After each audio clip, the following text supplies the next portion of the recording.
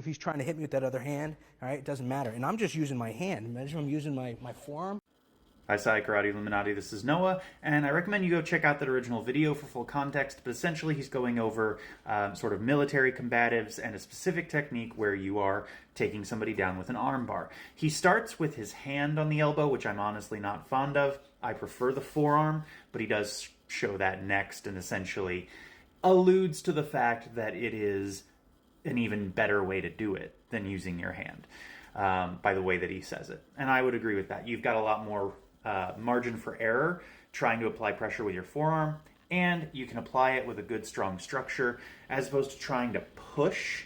That requires a little more strength, and your hand is a much smaller margin for error you can grab, but it doesn't guarantee you're going to hold on.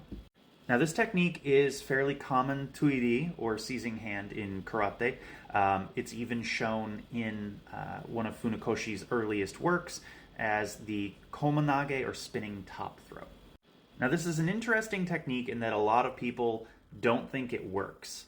And primarily, when I find they don't think it works, it's because they've only had it done to them slowly, which is not how you really want to apply that. You want to apply it quickly with a snap that will either force them to go down or dislocate their elbow.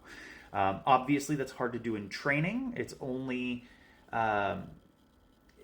safe if you have a good enough understanding of your partner's limitations and how the technique works, and your partner has enough understanding of the technique and how to resist and counter and escape it to be able to do that safely. It can be done, but it's a much riskier way to do it than doing it slowly so that your partner has time to react. The trouble with slowing it down so they have time to react is that they can work all the escapes at that point. And you should know the escapes for these things because then you can counter those as well. But it is a little bit tricky when you only train it slowly enough for them to react, which means they can pretty much always escape it before they hit the ground face down the way that he does in the video. It's understandable then that you would come away with the impression that it doesn't work.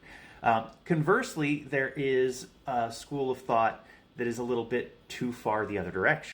And that is essentially that they don't realize they're doing it too slowly because their partner is reacting as if it is successful all the time.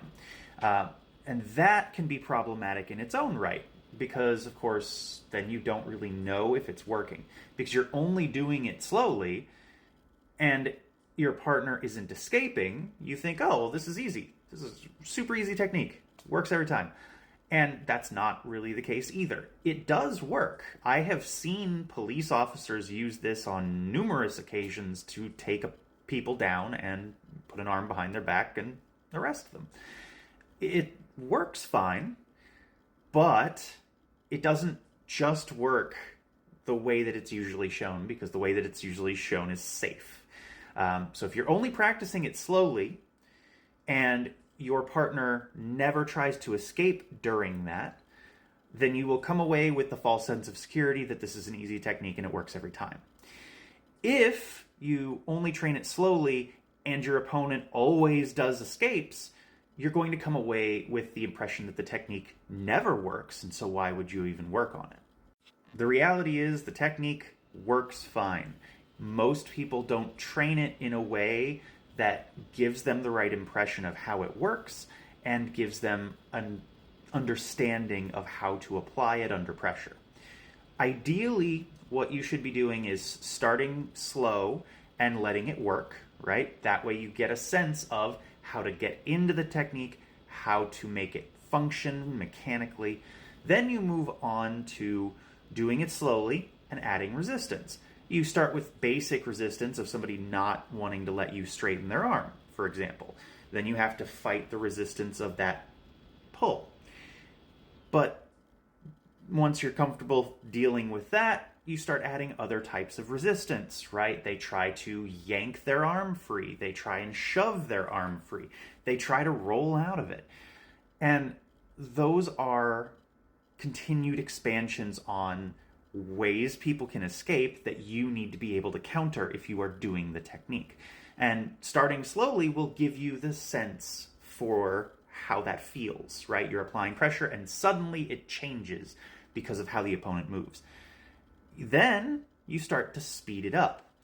And you have to do this with fairly consistent partners that you have a good sense of their ability to escape and resist.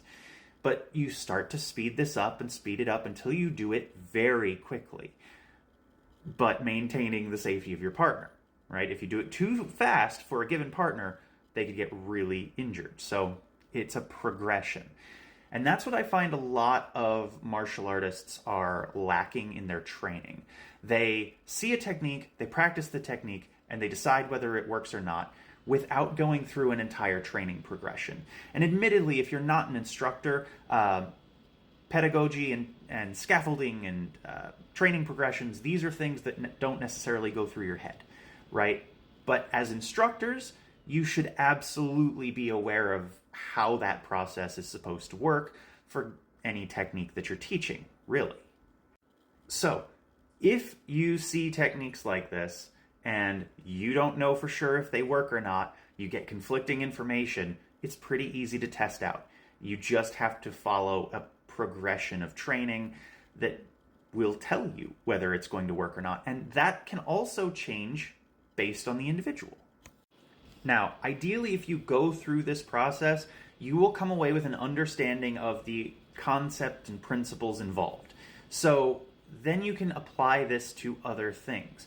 And I think arm bars are a great way to practice and explore that because they are so basic, really, right? You have to have control of the end of the arm somehow, and you have to have something bracing behind the elbow, and you are pulling or pushing or both to apply leverage to the elbow to pop it out of place, right? That is the underlying set of principles to the concept that is an armbar.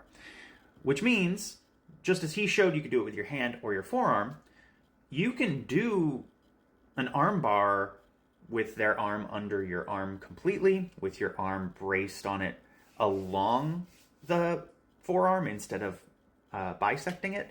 You could do it on your shoulder, you could do it with your knee, you could do it between your legs like a laying down groundwork armbar. You can even use your head to apply pressure to somebody's elbow and apply an armbar. That's something that you should be exploring during the phase where the technique is being done slow and the partner is resisting and trying to escape, because it gives you time to think as well. And as they counter, escape, pull away, roll, turn, etc., you figure out how you can get back to your armbar. Because you may be able to, right? You can apply pressure with any part of your body to their elbow. As long as you've got control of their wrist, you can apply an armbar. You may have to stop doing armbars. You may have to switch to something else entirely. But that's part of the process and part of essentially breaking drills, which I've discussed before. So I know this has been kind of a long-winded answer to a really short video that only showed one technique, but I thought it brought up an interesting topic that not enough people discuss. So hopefully that makes sense.